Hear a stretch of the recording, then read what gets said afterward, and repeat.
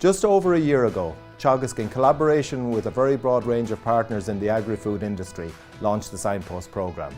We now have 120 farms in the programme involved in demonstration and research. A key part of the programme is to record on-farm technical and financial data to benchmark and track progress towards achieving our greenhouse gas emissions and environmental targets. This morning I will be joined by Professor Frank O'Mara, Director of Teagasc, Dr. Cathal Buckley of the National Farm Survey, and Dr. Tom O'Dwyer, Head of the Signpost programme, to discuss the findings of data collection. Also joining us will be Dr. Cara Augustenberg of UCD to give her reaction to the first year of the programme.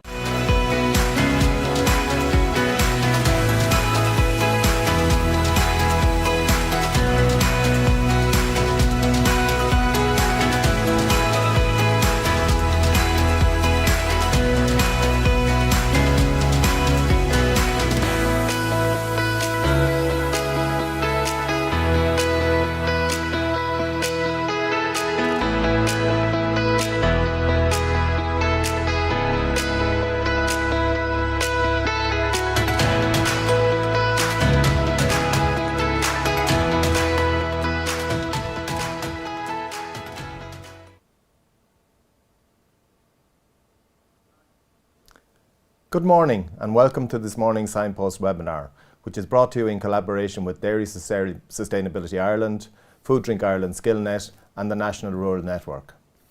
Before we get into looking at the gathering and processing of the first year's data, we will have a look at a short video on why farmers are engaged in climate action.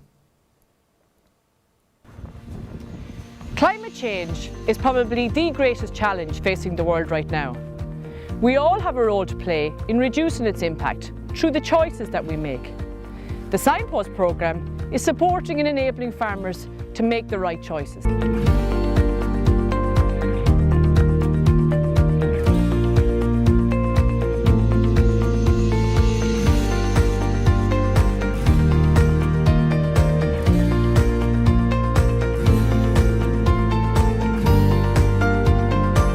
We want to leave this farm in a better condition than we got it in. We are fortunate to live in a beautiful part of this world. Our children and all future generations of our family, the local community and wider society deserve the same opportunity to enjoy this beautiful country.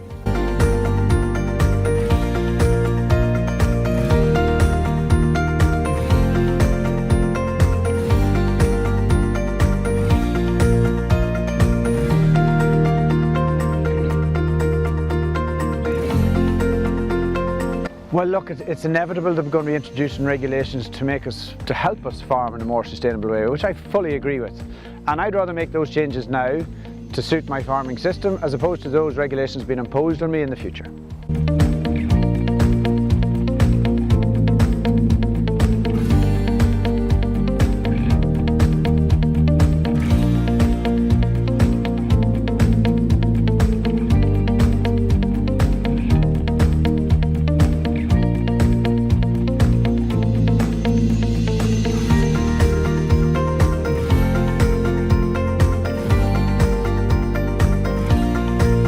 I want to be sure that the customer wants to buy the product that I produce. The customer is getting more and more aware of the environment and how food is produced on farm.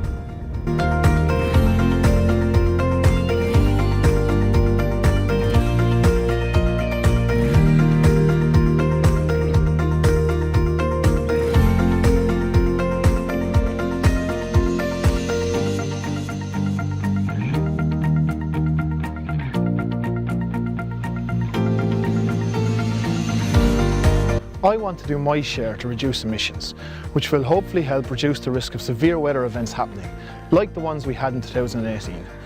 We all have a role to play, no matter how small.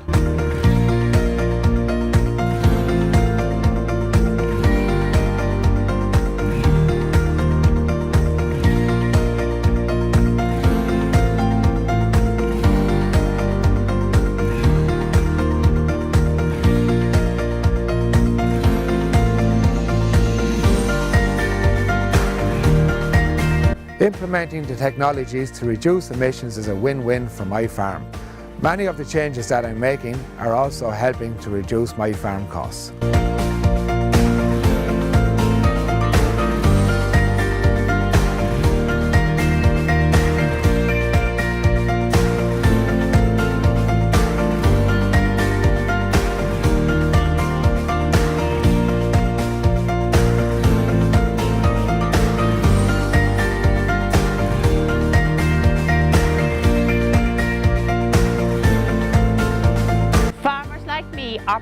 the solution to climate change.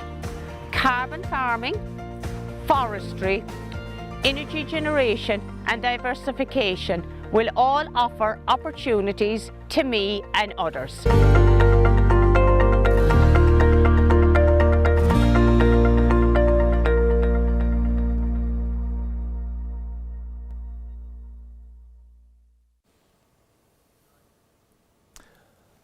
I'm delighted to be joined this morning by Professor Frank O'Mara, Director of Teagasc, to outline the work that is being done on measuring sustainability on the Signpost farms and in the National Farm Survey, and to outline the progress towards developing a digital sustainable framework for the use with all farmers. Frank, over to you. Thank you, Pat, and good morning, everybody. I'm delighted to be here this morning at this webinar to mark the provision of sustainability reports to the farmers in the Signpost programme. This was always seen as a key element of the Signpost programme. The basic premise of any demonstration farm programme is that you use exemplar farmers to demonstrate best practice to other farmers. But to do this, you must have information on those farms, their performance and their progress. So for the Signpost programme, we were really lucky that we had a ready-made system for measuring sustainability performance on farms that we had been using in the National Farm Survey for many years. And we decided to use this methodology with the farmers in the Signpost programme. And with funding from our partners, we were able to hire additional recorders for the National Farm Survey to make this possible. The key development here is that now we have individual farmer sustainability reports for the Signpost farms. While we had those type of reports and information on the farms in the National Farm Survey for many years, we weren't able to talk about those individual farms to other farmers because they're all anonymised. So now we have that for the Signpost farmers, and that's a very powerful knowledge transfer tool that we can use as part of the programme from here on. This is a major advance. I think it's very important that farmers know where they stand, and so that's where we're at now with the sustainability reports. The farmers in the Signpost programme, they know what their current emissions are, what their baseline are, and they can track their progress over time in relation to that. And we think it's very important that all farmers that want it are actually in a position to do the same thing. So we are building a digital tool with ICBF and Board BIA that will allow any farmer who wishes to see what their own sustainability performance is. So for instance, what are their emissions of greenhouse gases, and also how much carbon are they sequestering on their farm. And we think that's going to be a major advance in terms of working with farmers and allowing us then, with our advisory service, to develop plans with those farmers to reduce those emissions or enhance that sequestration. Back to this morning's reports and what we're presenting here. It is important to realise that the first sustainability reports that farmers are getting are just a baseline. And what will be really important is how those metrics in the sustainability reports evolve over time and hopefully improve over time. That's the journey that we're on with the farmers in the Signpost programme. I think what is very heartening though is when we look at the metrics in these sustainability reports and compare them with the National Farm Survey Sustainability Report, which we launched just last Monday. And that report gives us a national picture, and it does show that there's a very encouraging trend for the adoption of key technologies across all the farms in Ireland. So things like protected urea, low emission slurry spreading, the use of lime. But what's even more heartening is to see that our Signpost farmers as a group, they're well ahead of the average farmer in the National Farm Survey. So obviously we're working with a group of very forward-thinking farmers in the Signpost programme who want to take action on their farms to address climate change. So I'm very much looking forward to hearing the rest of the reports throughout the webinar, and I'll hand you back now to Pat. Cathal Buckley coming to us from Galway to give us some background into the Teagasc National Farm Survey Sustainability Report and how the team are leveraging that system to provide information on the Signpost farms on an individual and a group basis. Cathal. Outline how we've been tracking sustainability through the Teagasc National Farm Survey basically for the last decade. So I'd like to acknowledge colleagues Trevor Donnellan and Brian Moran, who are heavily involved in this work also. By way of an overview, I'm going to go through how conceptually we think about sustainability the data we collect in the National Farm Survey, the indicators, how we develop the indicators, and then how we link in with the Signpost program. Okay, so conceptually, it's well established that sustainability has three main dimensions: an economic dimension, an environmental dimension, and a social dimension, much like a three-legged stool. We also include an innovation dimension. So, the innovation helps to buttress the other three legs of the stool to make it a strong and stable system. If there's failure of one leg of one dimension or one leg of the stool, essentially you have a risk of unsustainable farm system. So conceptually, we think of sustainable agriculture as nested between those four dimensions. In terms of the data we collect through the National Farm Survey, well, it is a long history going back to 1972 when we started to join the then EEC. We were required to report on farm incomes by law under our accession treaty. And since then, we've been part of what's called the EU Farm Accountancy Data Network. So Teagasc National Farm Survey fulfills this requirement to provide these economic data to the European Commission year on year. So it started out as an economic survey we were obliged to conduct. Teagasc, we're lucky that Teagasc was a collection agency because we go well beyond what's required by the Commission in the FADN network, and we collect a range of other data that's useful to answer a number of range of policy questions. And through this framework, we started to develop our environmental metrics in recent times. As the director has said, the data is collected by a very professional team of dedicated farm recorders. They visit the farm visit each farm 2 to 3 times per year. Everything is cross-validated and verified. Now, there is a proposal under the EU Farm to Fork strategy to transition from the EU FADN Farm Accountancy Data Network to a farm sustainability network to look at wider issues than economics. So we're ahead of the game here in terms of we've gone this direction before this proposal was ever mooted. In terms of the sample size, we generate the NFS reports. It collects data on generally between 850 and 900 farms. And the regular report splits into 6 systems: specialist dairying, cattle rearing, which is tillage, sucker-based cattle udder, specialist sheep, specialist tillage, and mixed livestock. We amalgamate those into 4 for our reporting purposes. As the director has said, we launched the most recent report last Monday. We kind of published a comprehensive range of results. We started a journey in 2013. Last Monday was the 7th iteration of the report. We report by main farm system, land-based farm system, dairy, cattle, sheep, and tillage. We report across the 4 sustainability dimensions: economic, environmental, social, and innovation. And the most recent year, we published in the order of 129 indicators for 2021. We also go back in time in terms of, we go back 6 years in the report and we do rolling 3-year averages in case that, there's a positive or negative price shock in any given year, so you can see a long-term trend. So it's really the temporal trends where you see the interesting developments. And the web link there at the bottom right of the page is where the 7 reports can be found. The most recent reports up there now, including the webinar, if anyone who wants to look at it and missed it last Monday.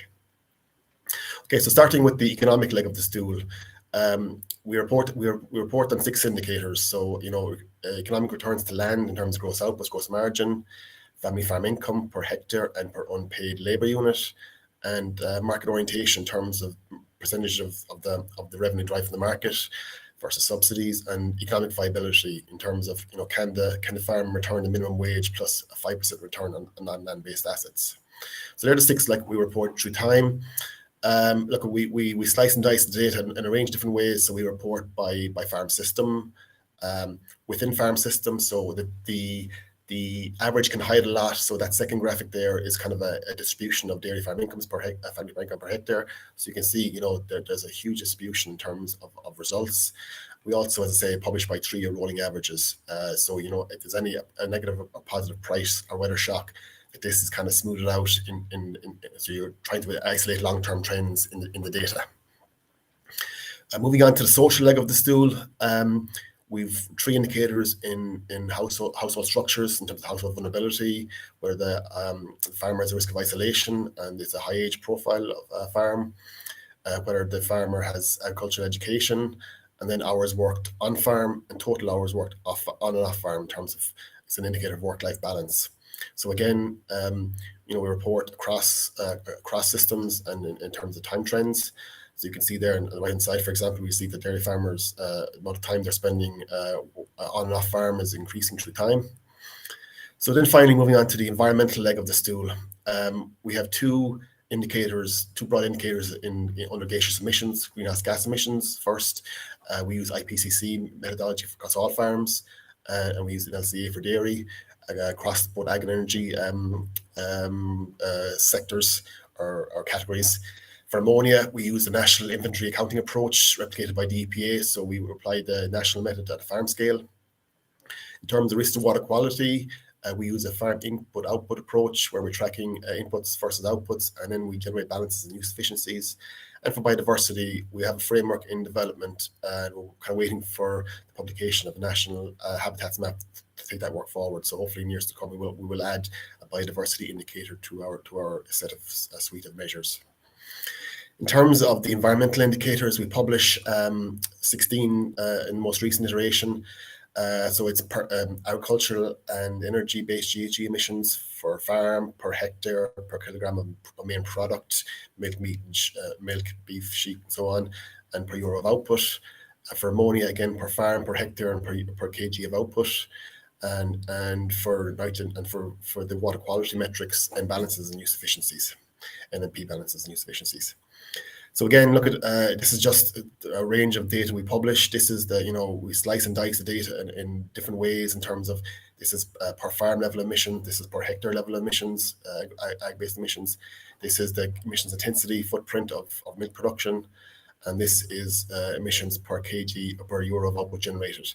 So as I say, we would publish across a range, absolute emissions, emissions intensity, and emissions related to revenue. We also, as the director said, we're trying to track a change in farm practice, which is desirable. So, for example, we've started to look at things like low emission slurry spreading and protected urea. So, at both a farm and an aggregate level, we're seeing massive transition towards low emission slurry spreading at farm and aggregate scale. And these numbers actually will feed into the national inventories and help to reduce our ammonia emissions in the long run. So, in conclusion, we started around 2008 to look at the increasing capacity through the National Farm Survey to develop these sustainability indicators. The data is collected by a team of very professional farm recorders, and it's validated by the admin team in the National Farm Survey. The economic metrics, we follow the EU FADN conventions in the metrics we report. For the social metrics, we're guided by the literature, and these are subject to ongoing developments. And a colleague, Dr. Emma Dillon, presented some updates on this side last Monday also. In the environmental metrics, we follow national or international conventions. So, for example, we use the IPCC guidelines for GHG. We use the national inventory counting processes for ammonia and so on. We started the journey in 2013, and last Monday was the 7th iteration of the report. As I say, we went from every second year to every year. So we've a definitive time series now. And we didn't start with 129 indicators. We've been adding these along the way, and we'll continue to add these indicators as the data and the science allows us to. And it's the results, the time series results, that are really the most interesting, as the director has said. Can we track progress through time? So this infrastructure then has been brought to bear on the Signpost farms. So the same procedures and protocols we collected on general NFS farms, we collect on Signpost farms. And they're benefited from our knowledge and mistakes and learnings from since we developed it in 2013. So in years to come, when multiple years of data becomes available in Signpost farms, that's when the progress will be judged. And 2021 is really the base year, the starting point. And it's the Signpost farms are at the start of the journey, much like we were back in 2013. So thank you. Thanks for listening. That's my email address if anyone has follow-up questions, and that link there is where all the previous 7 reports can be downloaded and looked at. So I'll hand back to you, Pat, in the studio. Okay, thank you, Cathal. Could I just remind you to submit your questions using the Q&A facility? Cathal, we have some questions coming in from the audience, and I suppose the first question that we have in it just asks about the comparison between the results on the Signpost farms and on the National Farm Survey, a more representative sample. Sure, Pat. I suppose like the farms in the National Farm Survey were given to us by the Central Statistics Office to be representative of farms nationally based on size and system. The Signpost farms, were self-selected into the program, so they're not selected to be representative of the national population. If I was to put them in terms of comparability, okay, there are some farms, dairy farms and beef and sheep farms that are similar to the average farm. But if you take them as a whole, they're probably at the upper end of the distribution in terms of intensity. So they're probably they're more intensive than the average farm in general. Okay, thank you for that, Cathal. Tom O'Dwyer will now present the initial findings of the first year's data from the Signpost farms. Tom, over to you. Thank you, Pat. Good morning. The Signpost programme is a new initiative launched by Teagasc in 2021, and the purpose of the Signpost programme is to lead and support the transition of Irish farming towards more sustainable farming systems. It's a whole of industry approach, and we have 62 partners who are part of the Signpost programme, working together with Teagasc to help farmers as we move to reduce greenhouse gas emissions from Irish agriculture. There are 3 parts to the Signpost programme. Firstly, a network of demonstration farms, which we call the Signpost farms. Secondly, a more broad-based signpost advisory campaign to work with and engage all farmers across the country. And thirdly, the National Agricultural Soil Carbon Observatory, which is a research experiment started in 2020 and of which the Signpost farmers are all a part. So they're the 3 elements of this overall Signpost programme. What I'm going to present today largely are the results recorded from the Signpost farms in 2021, and just towards the end of my presentation then I will have 2 slides with some results that are coming through from NASCO. This chart just shows the Signpost farms. We have 119 Signpost farms spread right across the country, covering the various different enterprises including dairy, suckler beef, dairy calf to beef, sheep, tillage, and mixed farming. This image just shows one of our National Farm Survey recorders, Kevin McNamara, on the left, and one of our Signpost farmers, dairy farmer David Fenley from County Laois.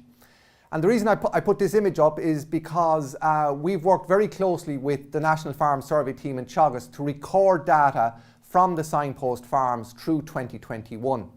And I'd like to acknowledge the work of the Signpost farmers in recording that data and of the National Farm Survey data recorders for collecting the data, and also colleagues Brian and Cathal for data analysis and Siobhan and Owen for generation of the graphics and images that are going to follow. Also, each Signpost farmer will receive an individual farm report. About 2/3 of our Signpost farmers have received this report already in draft format, and before the end of the year we'll get out an individual report to each Signpost farmer, and it will contain the types of information which I'm going to present over the next number of minutes. Over the next number of slides, I'm going to look at 4 enterprises, starting initially with dairy, then beef, then sheep, then tillage. And I'm firstly going to look at a summary overview of the key sustainability metrics that we gathered from the farms last year, before looking at, in a little bit more depth, into 4 key performance indicators. That's total greenhouse gases emissions per kilo of output, nitrogen use efficiency, and the level of protected urea use. Starting with our dairy farms, so we have 45 dairy farmers participating as Signpost farms. On average last year, these farmers generated 988 tonnes of carbon dioxide equivalent per farm, with a carbon footprint of 0.93 kilos of carbon dioxide equivalent per kilo of fat and protein corrected milk. And the first one is using the IPCC methodology, and the second one is using the LCA methodology. And down towards the bottom of the image here behind me, you can see a number of key performance indicators for the Signpost dairy farms. 28% nitrogen use efficiency, 48% protected urea use, 92% of slurry spread using LESS, and 80% of slurry spread in the springtime. And you also see on the far left, bottom left of this screen, you can see that the profitability figure was just over €2,000 per hectare for these 45 dairy farmers on average last year. Moving on to the second image for our dairy farms, we have 4 charts behind me now. You can see that on I suppose the reason I'm putting up these charts is to show the variation in performance for these key performance indicators amongst our 45 dairy farms. And for example, in terms of total emissions in the top left here, you can see that there's quite a range in total emissions, but that's reflective of the scale of operation, farm size, the number of dairy cows. In the chart here to my left, you can see the carbon footprint figure, or the greenhouse gas emissions per kilo of fat and protein corrected milk. Again, you can see a range here. What is, I suppose, giving me confidence on this chart is that we have a significant number of our dairy signpost farms are below or have a lower carbon footprint per kilo of fat and protein corrected milk than does the typical dairy farmer. The typical dairy farmer is represented by the NFS average. So I guess this suggests that there's opportunities for more farmers to improve their efficiency of milk production and to reduce their greenhouse gas carbon footprint, and in turn then allow that to contribute to reducing their total farm greenhouse gas emissions. On the bottom 2 charts, and looking firstly, I suppose, at the bottom left, you can see nitrogen use efficiency. Again, a range in performance here. A number of our signpost dairy farmers are below the figure typically recorded on our typical dairy farm, but also there are a number of our signpost dairy farmers that are achieving nitrogen use efficiency figures of above 30%. And that's quite an achievement, and I suppose what we have to do is to figure out what's going on those specific farms and then use that knowledge to help other farmers to improve their nitrogen use efficiency performance. And on the bottom right hand, you can see that in terms of the protected urea usage, we have a range of adoption of that technology on our dairy farms. But again, there are farmers that are using significant amounts of protected urea as part of their annual fertilizer program. And again, we have to listen to those farmers and look and see what they're doing to figure out how they're making that happen and what difference it's making on their farm. Moving on then to our beef farms, we have 36 signpost beef farms. On average, they generated 429 tonnes of carbon dioxide equivalent per farm, with a greenhouse gas carbon footprint of 9.2 kilos of carbon dioxide equivalent per kilo of beef live weight.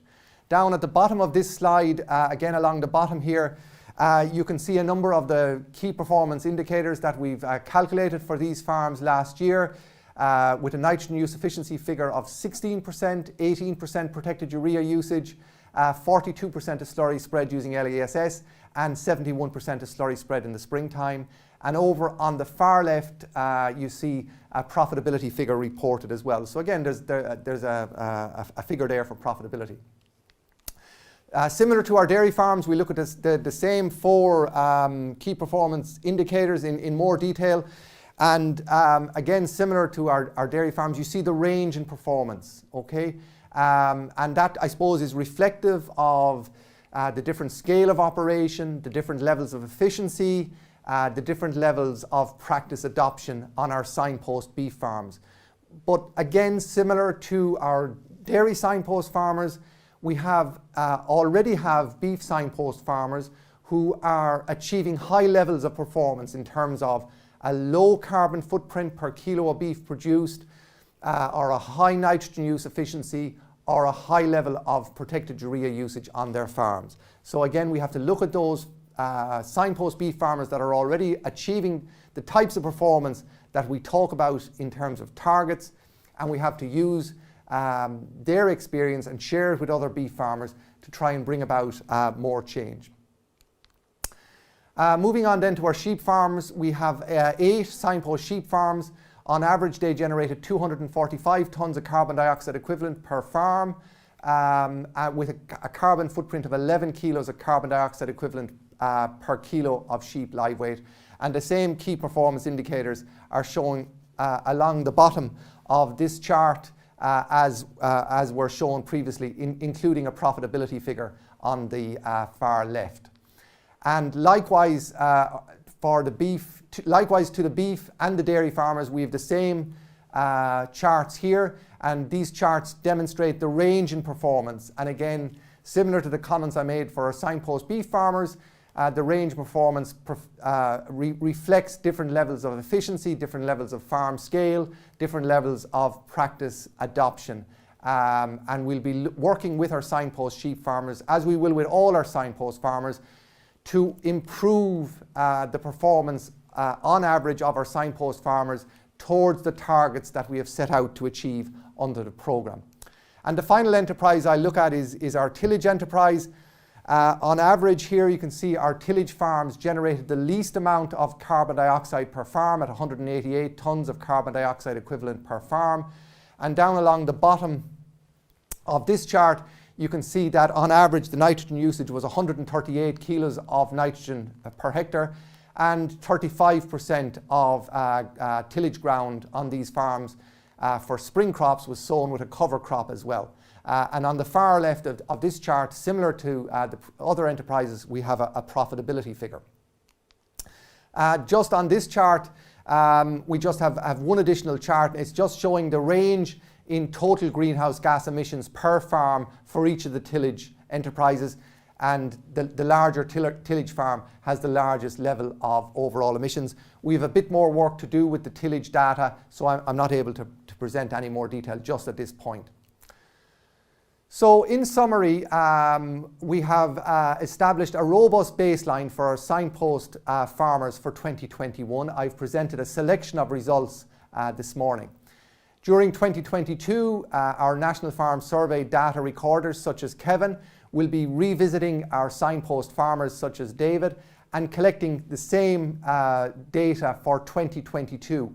So in 2023, I'll be able to present results that will compare the 2022 performance with the 2021 performance, and we'll begin to see if our advisory efforts in supporting the Signpost farmers are beginning to bear dividends in terms of reducing greenhouse gas emissions from our Signpost farms. But I guess that's all in the future. Before I finish, I just want to say a word about some results that are beginning to come true from our National Agricultural Soil Carbon Observatory, or NASCO research project.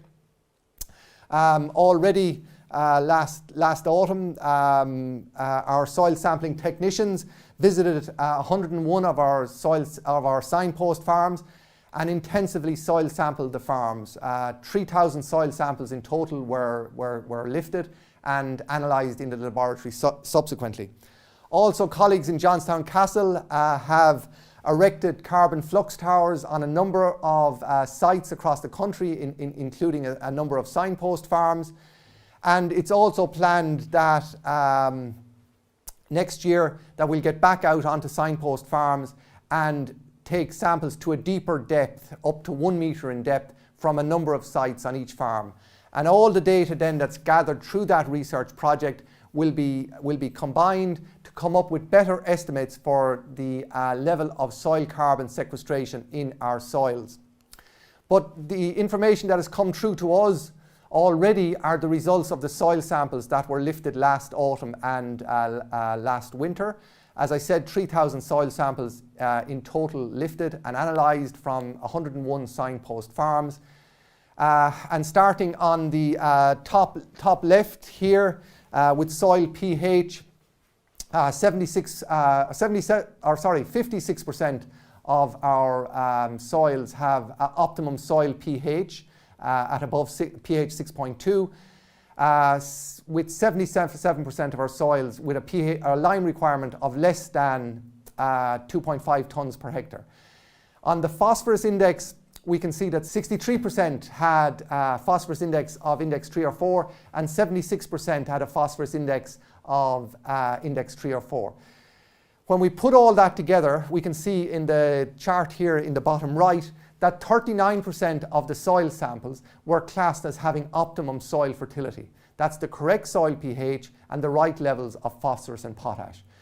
That's a good performance, but there is scope for improvement. So there's some work to be done in terms of increasing the percentage of soils that have optimum fertility for agronomic production. And finally then, in the middle chart on the bottom of this slide, we just see a representation of the soil samples, soil organic carbon results. And 2/3 of our soil samples had a soil organic carbon levels to 10 centimetres of between 2 and 6%. So that's just an initial sample of results from the NASCO research project. And with that, I'll conclude and hand it back to Pat. Thank you, Tom. A lot of work has gone into getting this far, and there's a lot to take in, and I think we're only at the start of a journey in relation to the data. Again, could I remind you to put your questions for both Tom and Cathal into the Q&A. Tom, a question from the audience. How important are these results to the Signpost programme, including both the aggregate and the individual farm reports? Yeah, I think as we heard our director Frank O'Mara saying in the earlier clip, Pat, very important that farmers have measures to know where they're starting from and what progress they're making on their journey. So again, as the director said, this is the first time that individual farmers will receive individualised or farm-specific reports from the National Farm Survey with their own farm sustainability metrics. And our advisors then can work with the farmers to interpret the results and also then to make plans on how they can improve performance over the coming years. That methodology has worked for us in Teagasc in the past in terms of setting the baseline, sitting down with the farmer to agree an action plan and then tracking progress over time. Okay, we're now joined by Dr. Cara Gustenberg of UCD. Cara is a member of the Climate Change Council and is also a member of the Signpost Programme Steering Committee. Cara, I believe you were coming to us from Galway this morning. Yeah, I'm at the National Association of Principals and Deputies annual conference where they're working on the new Leaving Cert module in climate action and sustainable development. So good to be here. Okay, Cara, as a member of the Climate Change Advisory Council, you have a particular interest in how Ireland can transition to a low carbon economy. What do these results suggest to you about the ability of farmers to take on board the changes that are needed to reach that goal?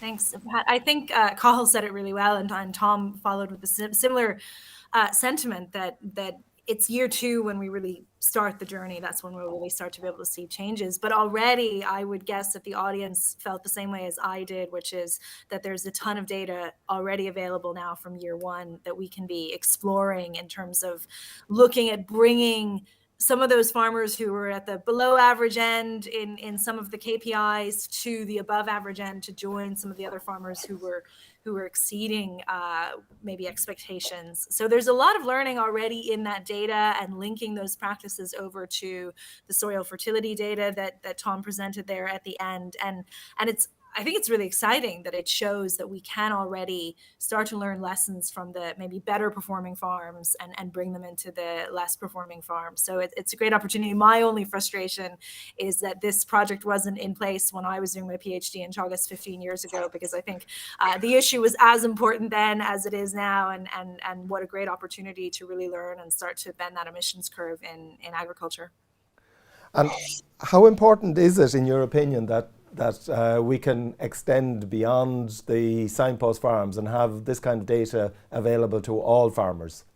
Yeah, well, I mean, one of the number one questions I get asked when I'm speaking to the public is, what can I do at home to do something about climate change? And I always say, well, you have to start by knowing your individual carbon footprint, and you can't actually improve or get better until you have that baseline data. And the same thing applies to farms as it does to our households. We have to have the baseline data on every farm to be able to tell farmers or to help farmers in actually getting that down and addressing the climate issue. So it's absolutely essential that we have this information.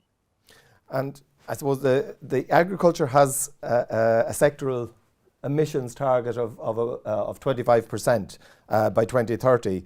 What are your thoughts of how we translate these sectoral targets into what they mean for individual farmers? Yeah, I think we'll see the kind of ability of the Signpost program to feed into achieving that national target in year 2, when we start to see what the Signpost farms are actually doing in terms of emissions reductions. But already we can see that there might be some opportunity there, that we might start to see some emissions reductions in terms of nitrogen use efficiency and use of protected urea, and that there's a lot of potential there. But there's huge urgency. I mean, we really need to implement on a wide scale as soon as possible. I don't think we can wait until we have 5 years of data from Signposts before we can start implementing on a larger scale if we're really going to achieve this 25% emissions reduction target in the agricultural sector. Okay, some questions coming in from the audience for all of our speakers. A quick one, Tom, that might be related or best answered by you. Are there organic farms in the Signpost programme? Yes, indeed, Pat, there are. We have 119 farmers signed up as Signpost farmers currently, and we're working with those farmers. And included in that number are 5 organic farmers. There's 2 dairy, 2 beef and 1 tillage. Amongst the organic farmers. There's also a poultry farmer. We have 2 pig farmers, and we have a number of our own Teagasc research demonstration farms, and all our agricultural colleges are signed up as Signpost farms. And the exact same measurements which I presented earlier are being taken on those farms. I just didn't have time to present them all today. Okay. Another question, very interesting to see the quantitative approach being taken. Great to put numbers on this. What weight are put on each of the dimensions, or the legs of the stool that you talked about, Cathal? Well, as I kind of say in the launch last Monday, no one leg of the stool is more important than the other. So, we don't weight them. We just say they're equal importance. So if a farm is not economically viable, they mightn't be sustainable in the long term. We know about the issues about environmental sustainability, how we to reduce greenhouse gas emissions. So there is no one number, Pat, we can say, this person is X amount sustainable. It's really, in those 3 dimensions, you have to think about sustainability. Okay. I suppose a technical question, is the CO2 calculation done by using GWP 100 or GWP star? And if not, will GWP star start to come into the calculations that you're doing? Yeah, we're using the GWP 100, so we're basically replicating what's happening at the national inventories level. We could potentially transition to GWP star, but we'll wait for we'll go in the same direction as the inventories, because that's how our emissions are going to be measured. So we'll kind of follow the science Pat on that one. Okay. One for you, Tom. Can you see a consistent picture of higher profitability per hectare with lower emissions? We haven't actually looked at that comparison yet, Pat, but it's a very good question, and it's one of the objectives of the Signpost programme, that we can show a way to agriculture that's both more profitable and also produces less greenhouse gas emissions while looking after the environment. So we have to do that analysis. I think from the figures I presented, what I can say is that the Signpost farmers appear to be at least as profitable, if not more profitable on average, than the National Farm Survey, the typical dairy farmer or beef farmer or sheep farmer or tillage farmer. But we will look at that to see if there is a relationship between levels of profitability and levels of greenhouse gas emissions. Okay. Carl, addressing to you, you showed reducing greenhouse gas emissions per unit of product, but increasing overall farm emissions per farm and per hectare level. How consistent is that with moving towards our greenhouse gas targets? Okay. As I kind of went into more detail last Monday in terms of there's a dairy and non-dairy story. I guess the non-dairy systems, their emissions are relatively stable through time, the last 6-8 years. But the dairy side, the emissions have been increasing post milk quota abolition. And the 3 components, on the dairy side, we looked at carbon footprint, which has been declining, which is efficiency gain. The output per cow has actually been increasing, which is efficiency gain. but those efficiency gains have been overridden by increasing herd size. I think their average herd size has gone from 70 to 90 cows. So, we have to, the footprint is obviously good, it's declining, but we also have to look at absolute emissions. So, we have to, if we're to meet this 25% target, we have to get the absolute emissions down. So, like, all the measures that are in the MAC curve and stuff that's in development will have to be brought to bear on our farms, particularly on the methane side, to get us anywhere close to the 35, to get us to at 25%. So we really have to, all technologies in development and existing technologies have to be adopted for us to get where we need to go. Yeah, you mentioned the recent sustainability report, and there's a number of trends in it. What trends are there coming from that sustainability report that, I suppose, give you optimism that we're moving in the right direction, and maybe what trends are concerning? Well, I guess, on the dairy side, it's the economic powerhouse, highly profitable, a lot more so than the other systems. But also, and I raised it last Monday of concern about the number of hours the dairy farmers are working. It's a question mark whether the amount of hours they're working are sustainable in the long run, because it's trending upwards towards 3,000 hours a year, which is a crazy amount of hours. On the emission side, there's positive stories when it comes to ammonia. The adoption of things like low emission slurry spreading and protected urea are seeing our ammonia emissions declining. Our GHG emissions is a tricky one, because it's again, it's dairy versus non-dairy side. The non-dairy side are relatively stable. The dairy side emissions are trending upwards on the back of increased herd sizes, and it would actually be larger. The emissions would be larger if we hadn't achieved efficiency gains in terms of the footprint and the output per cow. So we really kind of need to, I suppose, get everything we can adopted on dairy farms to get that curve trending downwards in the future. I suppose on that one, Pat, if you look at the Signpost farmers, dairy farmers as a group, they've adopted the mitigation actions such as the usage of protected urea, increased usage of low emission slurry spreading, and the application of slurry in the springtime were the three mitigation actions I presented. And I suppose I just ask Cathal to comment, if the typical dairy farmer, as represented in your sample, were to be achieving the same level of adoption of those mitigation actions, would it make a big difference, do you think, to the national picture? Or how big a difference would it make to the national picture?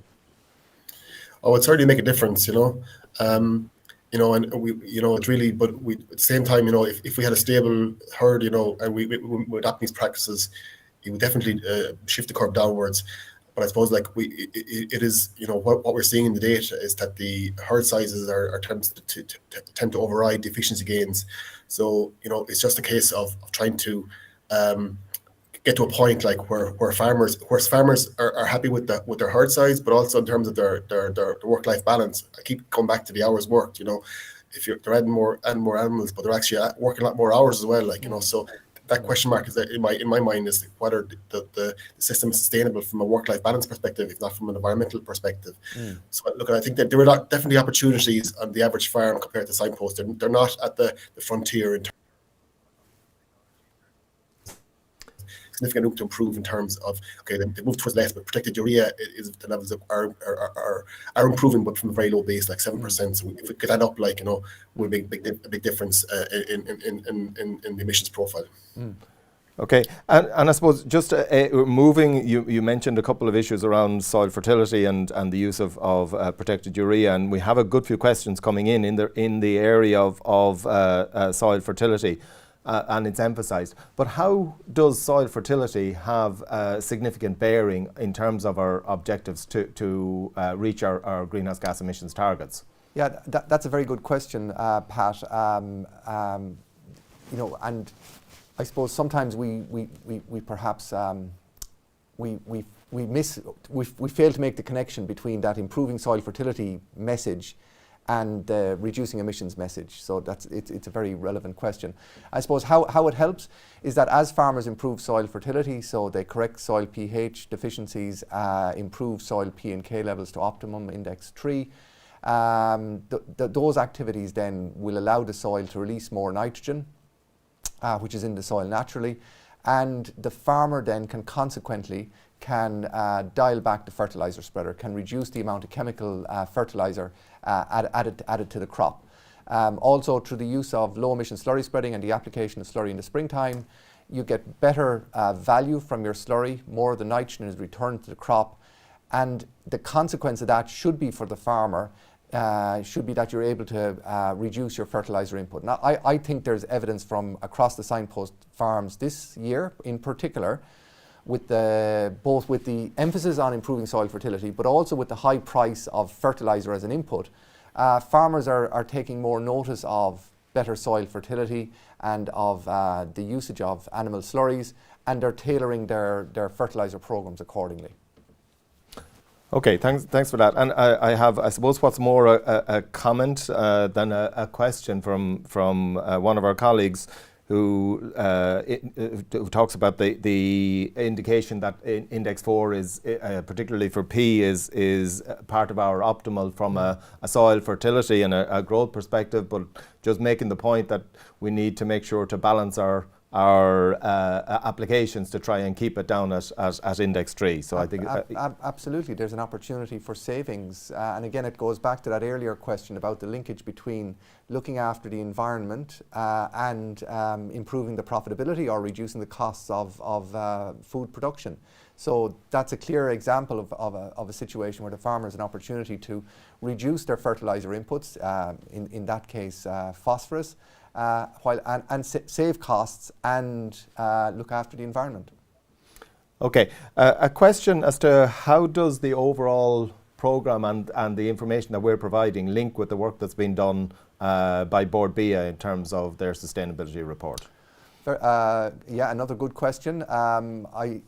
We're both trying to achieve the same thing, and Board BIA are partners in the Signpost programme. So we work very closely with Board BIA is the first point. The second point, the big linkage I would see currently is that I have presented results earlier for the sustainability metrics for the Signpost farms. Cathal has presented results earlier this week for a typical farm across the country. And for any farmer then, and I believe there's between 55 and 56,000 farmers are members of the Board BIA quality assurance schemes. All 18,000 dairy farmers are members, and there's a sizable number of beef farmers are members as well.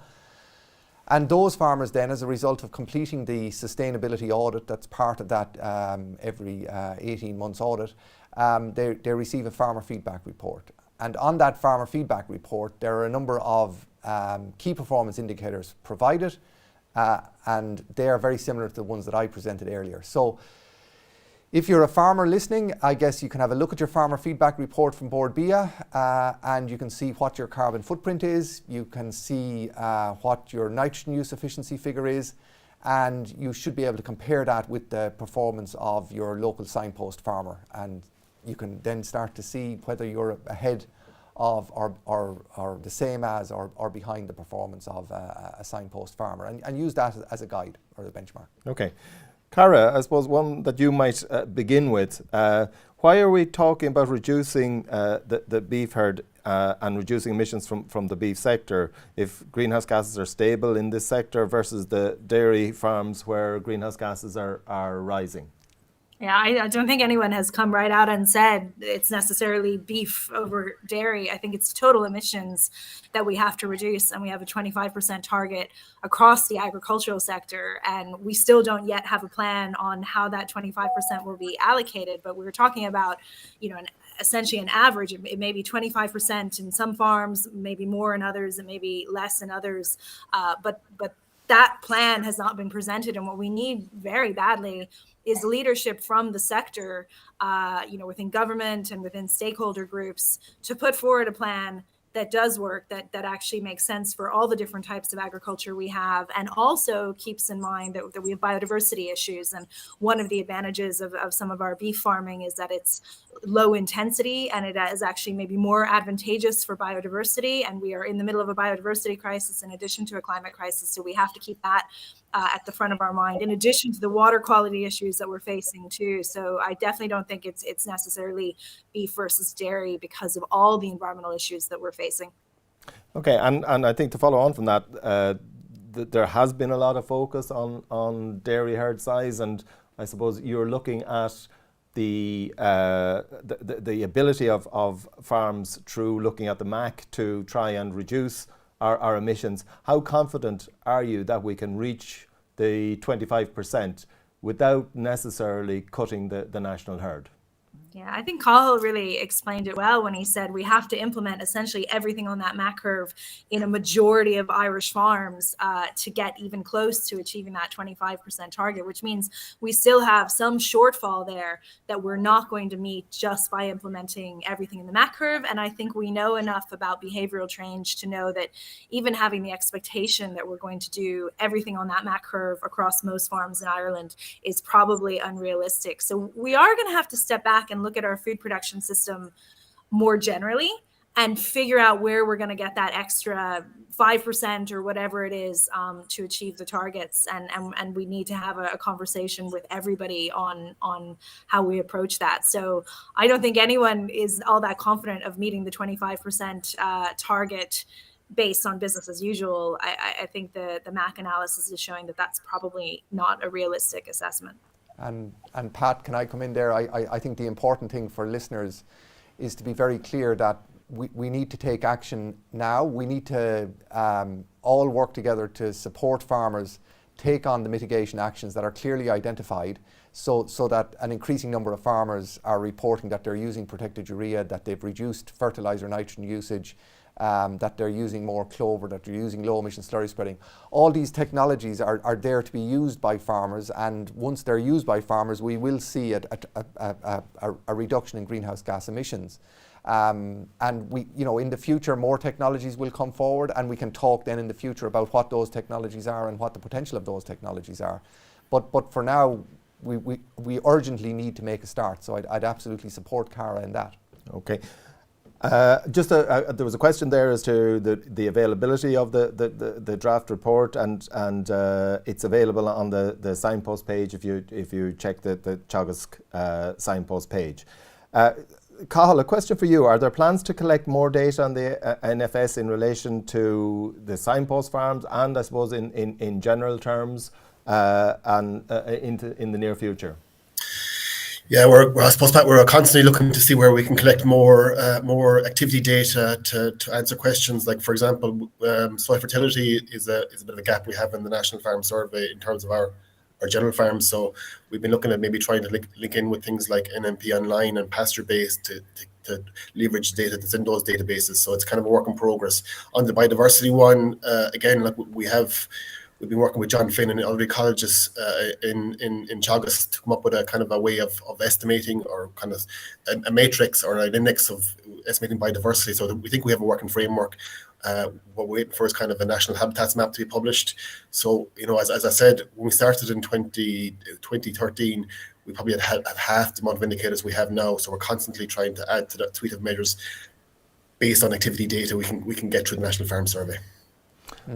Tom, in relation to, I suppose, spreading the message from Signpost farms right out to the whole farming community, advisors are going to be a key part of it, both Teagasc and private advisors. I suppose, what would you like to see them take on board in terms of working with their clients to try and get the messages out there and to try and get farmers to take on board the actions that we're trying to achieve? Yeah, I suppose firstly, each of the Signpost farmers, and there's 120 of them across the country, spread right across the country, will get an individual report. So, and the person who knows that farmer best is their local advisor. So in the first instance, I'd hope that local advisors would engage deeply with their Signpost farmers in their locality, perhaps organise for groups of advisors to go out onto that farm and to see what's going on and explore the data. So that's one. Number two, then, I suppose, to engage with any training that's offered, and we will be offering training.